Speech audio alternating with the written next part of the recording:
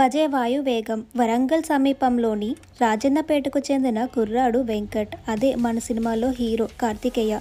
తల్లిదండ్రులు వ్యవసాయంలో నష్టాలు రావడంతో అప్పులు తీర్చలేక ఆత్మహత్య చేసుకుంటారు. దీంతో అనాథైన వెంకట్ను తండ్రి స్నేహితుడు లక్ష్మయ్య తనికెళ్ల భరణి చేరదీసి తన కొడుకు రాజుతో పాటు పెంచి పెద్ద చేస్తాడు.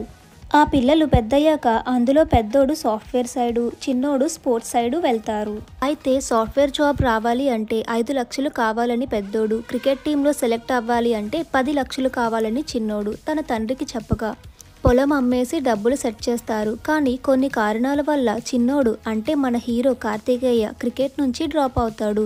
ఇంకా హీరో అన్నయ్యని జాబ్ నుంచి తీసేస్తారు. కానీ తండ్రికి మాత్రం ఈ విషయం చెప్పకుండా మేనేజ్ చేస్తూ ఉంటారు. ఇలా ఒక్క ప్రాబ్లంలో ఉన్న వీళ్ళకి మరొక పెద్ద ప్రాబ్లం వస్తుంది. దానికి 20 లక్షలు కావాలి. ఈ 20 లక్షల గురించి హీరో ఇంకో రాంగ్ స్టెప్ వేస్తాడు. హీరో తప్పు లేదు, కానీ టైం బ్యాడ్ కాబట్టి అది కూడా రివర్స్ అయి ప్రాబ్లమ్స్ మీద ప్రాబ్లమ్స్ వచ్చి పడతాయి.